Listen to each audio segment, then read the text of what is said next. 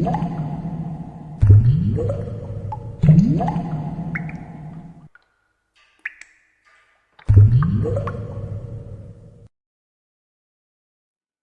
दोस्तों, जैसा कि आप सब लोग जानते हैं कि आजकल हमने एक नई सीरीज शुरू करी है जहाँ पे हम शेडर्स के बारे में बात कर रहे हैं। अभी तक हमने देखा कि बेसिकली शेडर क्रिएट कैसे किया जाए। ठीक है, अलग अलग टाइप्स के शेडर क्या होते हैं, वर्टेक्स शेडर होता है, फ्रैगमेंट शेडर होता है, शेडर मटेरियल कैसे क्रिएट करना है, और एक ज्योमेट्री के ऊपर उसको अप्लाई कैसे करना है, और सीन के अंदर उसको रेंडर कैसे करना है। इतना हम देख चुके हैं अपनी फर्स्ट वीडियो में। अब हम बात करते हैं कि शेडर के अंदर हम किन किन एट्रीब्यूट्स को, किन किन वेरिएबल्स को हम यूज कर सकते हैं। तो सबसे पहला जो हम देखने वाले हैं वो होता है यूनिफॉर्म वेरिएबल्स। यूनिफॉर्म वेरिएबल क्या होती है, इसको आप मान के चलो कि एक कांस्टेंट वैल्यू है। ओके। और आपके पास दो तरह के शेडर, वर्टेक्स शेडर और फ्रैगमेंट शेडर। तो इस यूनिफॉर्म की वैल्यू सेम रहेगी दोनों में। ओके। अगर आपने एक यूनिफॉर्म क्रिएट किया है तो वो वर्टेक्स शेडर के पास भी सेम रहेगी और फ्रैगमेंट शेडर के पास भी सेम रहेगी। क्योंकि वो सेम है इसलिए उसका नाम यूनिफॉर्म है। यूनिफॉर्म का मतलब होता है जो एक जैसा रहे। तो यूनिफॉर्म को क्रिएट कैसे करना होता है। ठीक। यूनिफॉर्म क्रिएट करने के लिए जहाँ पे भी आपने अपना शेडर मटेरियल बनाया उसके अंदर जो आप कॉन्फ़िगरेशन ऑब्जेक्ट पास करते हो, यहाँ पे आपने लिखना है यूनिफॉर्म्स और एक ऑब्जेक्ट देना है इसको। अब यहाँ पे आप नाम दोगे कि आपने क्या वेरिएबल का नाम रखना है। फॉर एग्जाम्पल कुछ भी पैरामीटर में नाम दे देता हूँ। ये भी एक ऑब्जेक्ट रहेगा।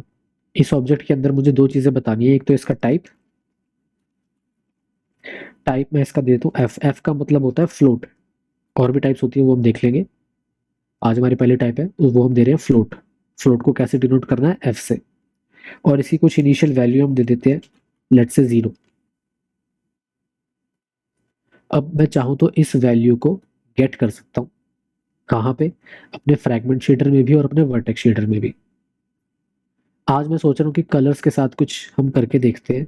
तो उसके लिए हम कलर कहाँ पे होता है, कलर का काम तो देखो भैया फ्रैगमेंट शेडर में ही आता है। और फ्रैगमेंट शेडर के अंदर अगर आपको पैरामीटर को रीड करना है तो आपको एक वेरिएबल इस तरीके से बनाना पड़ेगा। मेन फंक्शन के बाहर बना लेना, यूनिफॉर्म फ्लोट पैरामीटर। अब क्योंकि हमने यूनिफॉर्म्स के अंदर ये बनाया है तो हमने लिखा यूनिफॉर्म। टाइप थी इसकी एफ। एफ का मतलब होता है फ्लोट, तो इसलिए हमने यहाँ पे लिखा फ्लोट। और नाम था इसका पैरामीटर, इसलिए हमने यहाँ पे लिखा पैरामीटर। ठीक है, इन तीनों बातों का ध्यान रखोगे। एक तो यूनिफॉर्म होना चाहिए, टाइप सेम होनी चाहिए, और जो भी नाम दिया है वेरिएबल का वो सेम होना चाहिए। तो ये वाली वैल्यू अपने आप यहाँ पे आ जाएगी। ठीक है। अब इस पैरामीटर की ये क्या होता है, वैल्यू ही तो है। तो मैं यहाँ पे जो सीधा 1 लिखा हुआ है मैं यहाँ पे लिख देता हूँ पैरामीटर। देखो ब्लैक हो गया है क्योंकि यहाँ पे 0 जा रहा है। तो R0, B0, G0 सब 0 है तो यहाँ पे ब्लैक हो गया। यहाँ पे अब मैं इसकी वैल्यू को चेंज करके लिख देता हूँ 1.0। ये देखो ये रेड हो गया। ठीक है। इसी तरह अगर मैं इस पैरामीटर को यहाँ से हटा के यहाँ पे मैं 0 ही कर देता हूँ, जी के अंदर इस पैरामीटर की वैल्यू को डाल देता हूँ, ये देखो ये हो गया। 1 की बजाय मैं इसको करता हूँ 0.5। थोड़ा सा लाइट हो गया अभी, थोड़ा सा डल सा हो गया। ठीक है। अब हम यहाँ पे कुछ इंटरेस्टिंग इफेक्ट्स क्रिएट करने की ट्राई करेंगे। अभी तो हम यहाँ पे मैनुअली जाके वैल्यू बदल रहे हैं ना। हम मैनुअली नहीं बदलेंगे। हम इसके कांस्टेंट वैल्यू यहाँ दे देते हैं 0। और हम एनिमेशन के थ्रू इसको चेंज करने की कोशिश करेंगे। तो एनिमेशन जब भी आपने अप्लाई करनी है तो वो कैसे होगा, आपको मैंने बताया है बेसिक 3GS की सीरीज में भी। आपने सबसे पहले तो एक फंक्शन बनाना है, कुछ भी नाम दे सकते हो। हम एनिमेशन नाम दे रहे हैं ताकि नाम से ही पता चल जाए कि ये क्या करता है। इसके अंदर एक फंक्शन कॉल करना है, रिक्वेस्ट एनिमेशन फ्रेम, और इसको एज अ पैरामीटर एनिमेशन ही दोबारा दे देना है।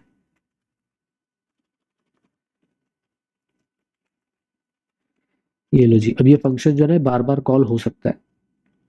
अब बार बार हमें जो भी काम करना होता है वो हम इस फंक्शन के अंदर देंगे।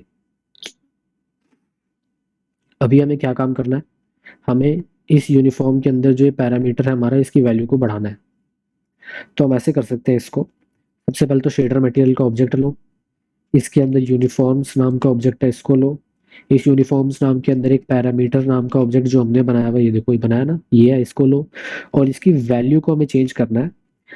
तो हम इसमें कुछ प्लस करवा देते हैं, लेट्स से 0.0001। ये वैल्यू इसमें ऐड होती जा रही है।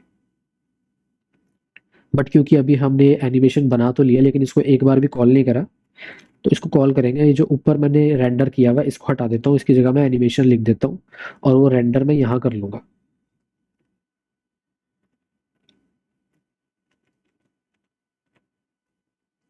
ये जो मैंने रेंडर किया है इसको मैं यहाँ पे रेंडर कर लेता हूँ और इस एनिमेशन को यहाँ पे मैं सीधा कॉल कर रहा हूँ।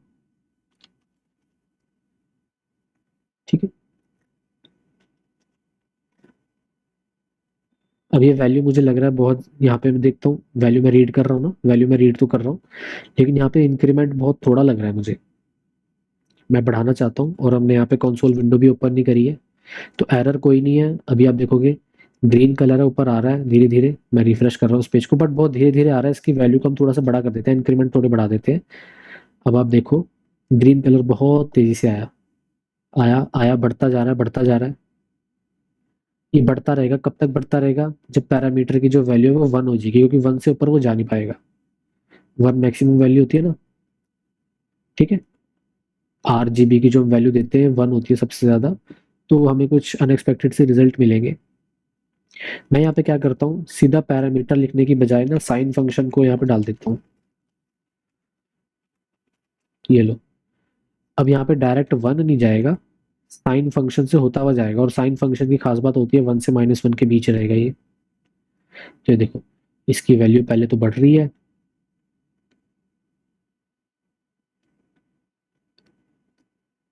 ठीक है। एक टाइम ऐसा आएगा इसकी वैल्यू गिरनी शुरू हो जाएगी।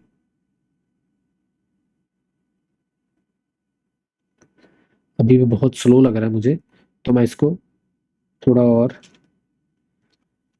फास्ट बनाने के लिए इतना कर रहा हूँ। ये देखो कुछ ज्यादा ही फास्ट हो गया आई थिंक। थोड़ा सा और स्लो।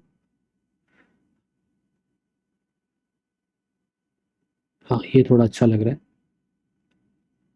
ठीक है। अब यहाँ पे एक चीज भी हो रही है कि ये माइनस में भी तो जाती है साइन की वैल्यू, हमें माइनस वाली वैल्यू तो चाहिए ही नहीं, है ना। तो यहाँ पे हम क्या करेंगे, एक और फंक्शन होता है हमारे पास मिन एंड मैक्स का। तो हम मैक्स फंक्शन कॉल करेंगे, या तो साइन वाली वैल्यू जाए कॉमा लगा के 0, माइनस वाली वैल्यूज इसमें हट जाएंगी।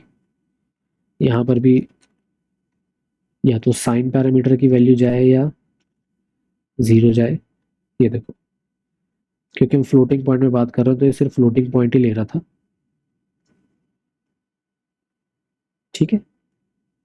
बस नेगेटिव में वैल्यू वैसे कुछ रिजल्ट में पता नहीं चल रहा, तो हम इसको हटा ही देते हैं, बिकॉज रिजल्ट में ज़्यादा कुछ इफेक्ट आ नहीं रहा इसका। हम सिर्फ साइन के साथ ही चल लेते हैं।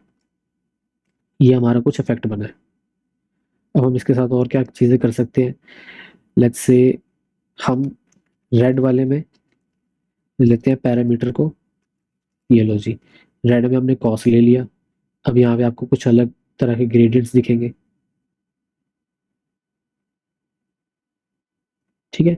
इसके अलावा हमारे पास एक और भी होता है, टैन होता है। टैन के अंदर भी ले लें। बेसिकली हम यहाँ पे खेल सकते हैं कलर्स की वैल्यूज के साथ,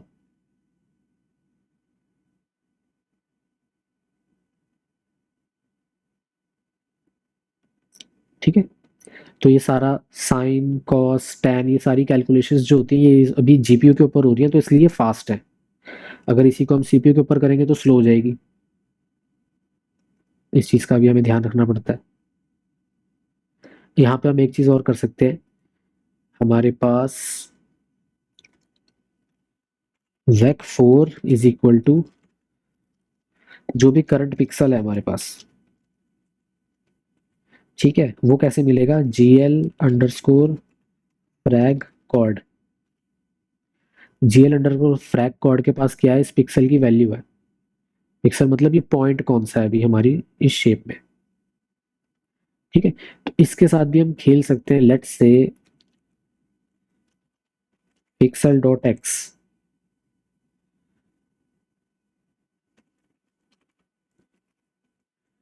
मुझे नहीं पता, कुछ अनएक्सपेक्टेड सा आना चाहिए।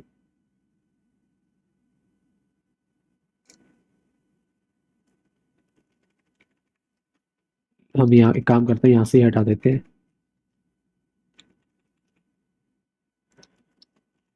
pixel.y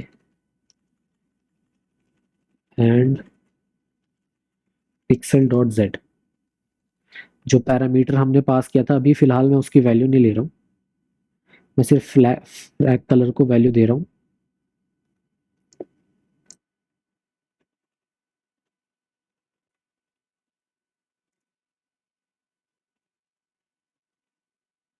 ये देखो, इन सबको मैंने साइन के अंदर कन्वर्ट कर दिया है। जेड की वैल्यू में आई थिंक मुझे साइन देने की जरूरत नहीं, बिकॉज जेड कांस्टेंट ही होगा इसमें। ओके, ये देखो कुछ इस तरीके का इफेक्ट बन गया हमारे पास। इसके अंदर भी अगर मैं चाहूँ तो चेंजेस कर सकता हूँ। ये जो पैरामीटर है हमारा, इसमें इंक्रीमेंट तो हो ही रहा है। ये लो, एक्स के अंदर मैंने कुछ चेंजेस करने हैं। कुछ लग रहा है चेंज हो रहे हैं या नहीं हो रहे, पता नहीं लग रहा हो पा रहे हैं या नहीं हो पा रहे। एक काम करते हैं, यहाँ पे भी ऐड कर देते हैं, वाई में भी कोई चेंज हो रहा है, नहीं हो रहा। चलो जेड में कर देते हैं अभी। हाँ, अब थोड़ा हमें दिखाई दे रहा है। हाँ, तो जेड कंपोनेंट की वजह से अब यहाँ पे चेंजेस आ रहे हैं। इस साइन को कॉस कर देते हैं।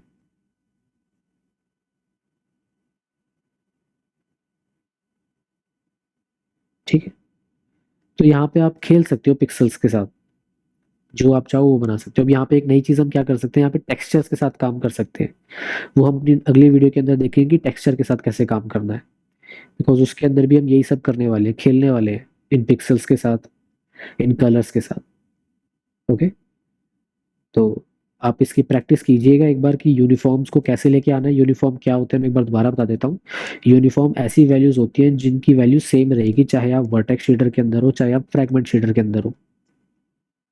ठीक है जी, तो वर्टेक्स शेडर के अंदर अगर मैंने वैल्यू गेट करी होती है वाली, इस वैल्यू के साथ कुछ करता तो भी मुझे सेम ही वैल्यू मिलती, और इसमें भी मुझे सेम ही वैल्यू मिलेगी। अब नेक्स्ट मैं इसमें एक और चेंज कर सकता हूँ कि ये जो पैरामीटर है फिलहाल के लिए मैं इसको हटा देता हूँ। ठीक है जी, साइन के अंदर जो वैल्यू आ रही है मैं इसको जीरो कर देता हूँ। जो जेड के अंदर वैल्यू जा रही थी, सॉरी, उसको मैंने जीरो कर दिया है। एक्स के अंदर जो वैल्यू आ रही है उसको भी जीरो कर दिया, सिर्फ कॉस की वैल्यू को मैं यहाँ लेने वाला हूँ। अब वाई की वैल्यू आपको पता होगा, ये तो एक्स डायरेक्शन हो गया जो हॉरिजॉन्टल, और जो वर्टिकल है वो वाई डायरेक्शन हो गया।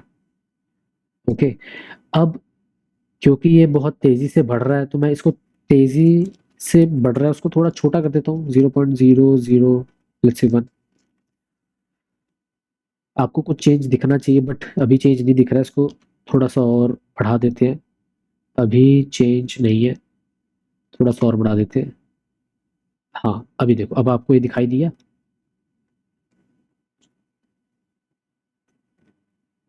ठीक है, तो अब मैं क्या करता हूँ, इसके अंदर कुछ ऐड कर देता हूँ उस पैरामीटर को दोबारा से।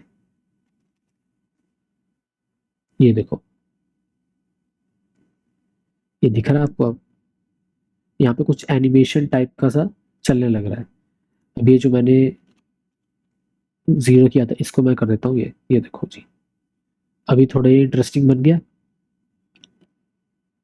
साइन की जगह अगर मैंने, सॉरी, कॉस की जगह अगर मैंने साइन लिया होता तो भी सिमिलर ही है, बहुत ज़्यादा फर्क नहीं आया, बिकॉज साइन और कॉस में ज़्यादा फर्क नहीं होता, सिमिलर सा ही ग्राफ बनता है इनका। हाँ, अगर मैंने टैन लिया होता, लेट्स से, उसका ग्राफ थोड़ा अलग होता है। ये देखो,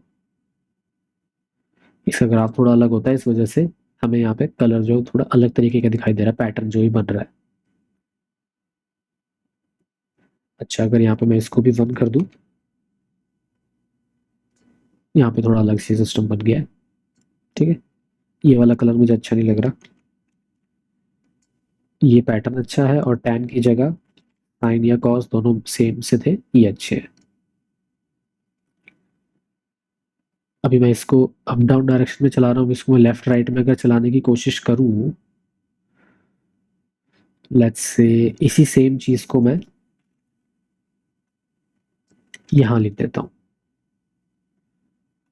और एक्स, ये देखो, अब ये किस तरीके का यहाँ पे पैटर्न बन रहा है। ठीक है, और ये कंट्रोल कैसे होगा ये पैटर्न, अब एक तो पैरामीटर की वैल्यू उसकी वजह से तो ये मूव कर पा रहा है। ठीक है, और अगर इसकी स्पीड को कंट्रोल करना है तो वो इससे हो जाएगा। ठीक है, थोड़ा जूम या स्पीड कुछ भी आप कह लो, तो इस पैटर्न को कंट्रोल इन सब से करना है आपने। ओके,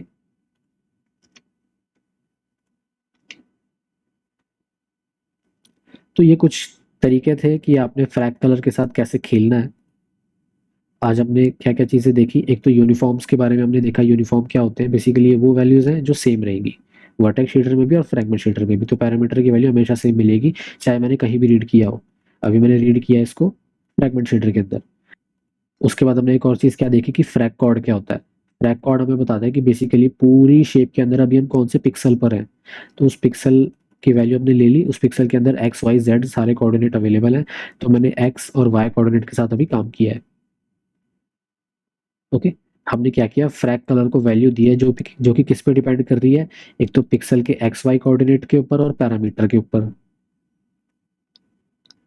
इस पैरामीटर की वैल्यू जितनी ज़्यादा चेंज होगी, ये एनिमेशन भी उतनी ज़्यादा अलग से चलेगी। जैसे कि यहाँ पे अगर मैं थोड़ा स्लो करना चाहूँ इसको, तो देखो बहुत ज़्यादा स्लो हो चुकी है, बहुत ज़्यादा, बहुत ज़्यादा। इसको थोड़ी स्पीड अगर बढ़ानी हो तो ऐसे स्पीड बढ़ जाएगी, और ज़्यादा बढ़ानी हो और ज़्यादा बढ़ जाएगी, ये देखो। ठीक है, और ज़्यादा बढ़ानी हो, ये लो जी। अब तो यहाँ पे कुछ ज़्यादा स्पीड हो गया आई बिलीव, इतनी ज़्यादा भी नहीं बढ़ानी थी। ये भी अच्छा है। ठीक है, तो आप इस तरीके से फ्रैगमेंट शेडर के साथ खेलने की प्रैक्टिस करो।